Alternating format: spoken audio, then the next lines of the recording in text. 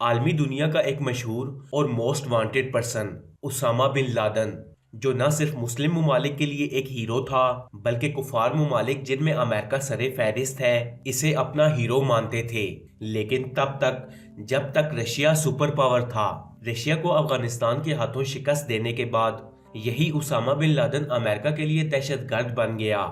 اب امریکہ super power بن چکا تھا اور اسامہ بن لادن امریکہ کی نظروں میں ایک دہشت گرد۔ اسامہ بن لادن کو مارنے کے لیے امریکہ نے افغانستان کے اندر اس پر کئی حملے کیے لیکن ناکام ہوا۔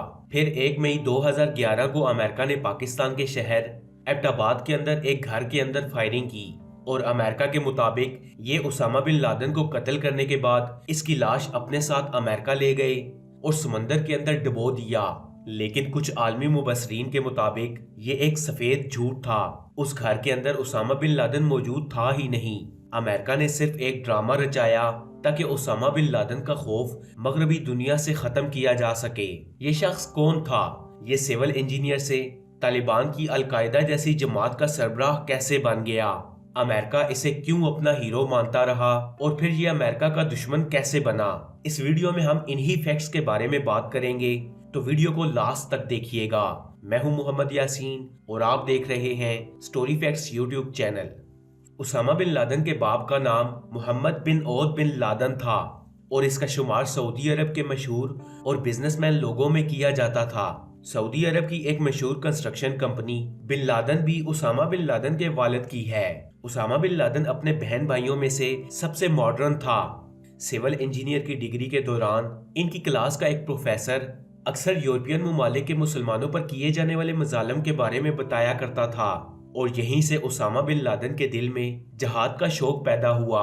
1979 میں رشیا نے افغانستان پر حملہ کر دیا تو اسامہ بن لادن نے فیصلہ کر لیا کہ وہ افغانستان جا کر کفار کے خلاف ہتھیار اٹھائے گا اور رشیا کے خلاف جنگ لڑے گا۔ اسامہ بن لادن اپنے ساتھیوں کے ہمراہ افغانستان پہنچ گیا اور رشیا کے خلاف اعلان جنگ کر دیا۔ جب یہ بات امریکہ تک پہنچی تو امریکہ نے بنا تاخیر کیے اسامہ بن لادن سے ملاقات کرنے کے لیے اپنی ایک ٹیم بھیجی۔ امریکہ نے اسامہ بن لادن کو ہتھیار فراہم کیے اور مل کر رشیا کے خلاف جنگ لڑنے کا پلان بنایا۔ دراصل رشیا اس وقت کی سپر پاور تھی اور امریکہ رشیا کو افغانستان کے ہاتھوں شکست دلوا کر خود سپر پاور بننا چاہتا تھا، اور دوسری طرف اسامہ بن لادن کے دل میں جہاد کا شوق تھا جو کفار کو افغانستان پر قبضہ کرنے سے روکنے کی بھرپور کوشش میں تھا۔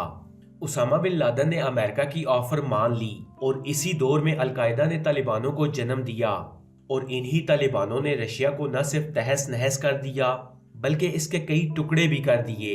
رشیا کی شکست کے بعد جب امریکہ نے افغانستان کے اندر اپنی حکومت بنانے کی کوشش کی تو طالبان کو تب یہ بات سمجھ آئی کہ امریکہ ان کی مدد کیوں کر رہا تھا۔ اسامہ بن لادن اور اس کے حمایتی جو پہلے ہی کفار کے سخت خلاف تھے، امریکہ کے خلاف کھڑے ہو گئے۔ اب یہاں سے شروع ہوئی امریکہ اور اسامہ بن لادن کی جنگ۔ طالبان نے امریکہ کے دیے ہوئے اسلحے کو انہی کے خلاف استعمال کیا۔ امریکہ یہ بات جانتا تھا کہ جب تک اسامہ بن لادن زندہ ہے اس کا افغانستان کے اندر حکومت بنانے کا خواب کبھی بھی پورا نہیں ہو سکے گا، لہٰذا اسامہ کو جو امریکہ کی آنکھوں میں کھٹک رہا تھا اسے مارنے کی پلاننگ شروع کر دی۔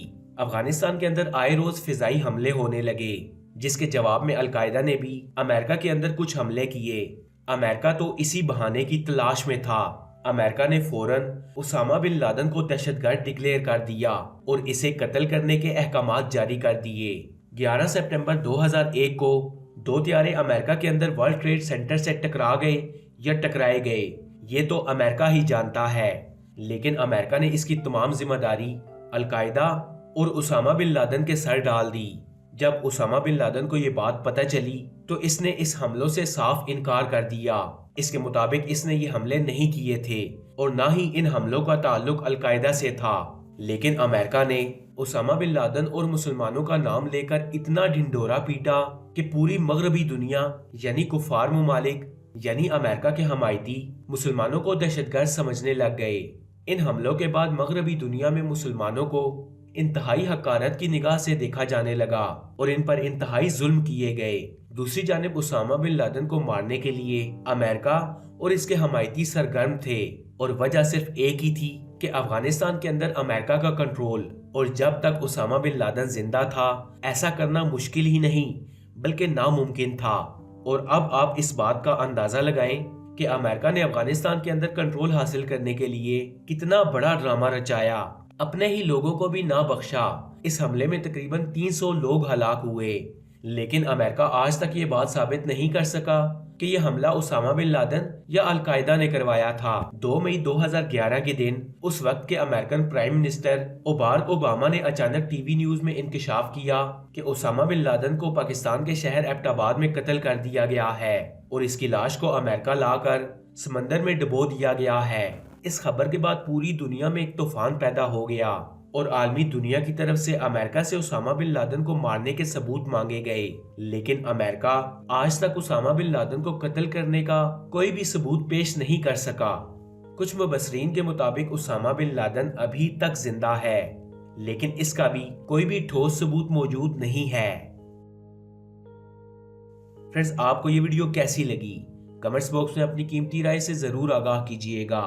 ایسی اور انفارمیٹیو ویڈیوز دیکھنے کے لیے اسٹوری فیکٹس چینل کو سبسکرائب کر لیں اور ساتھ میں لگے بیل آئیکن کو بھی پریس کریں تاکہ مزید آنے والی ایسی انفارمیٹیو ویڈیوز کا نوٹیفیکیشن آپ کو مل سکے۔ میں ملوں گا آپ سے اگلی ویڈیو میں، تب تک کے لیے اللہ حافظ۔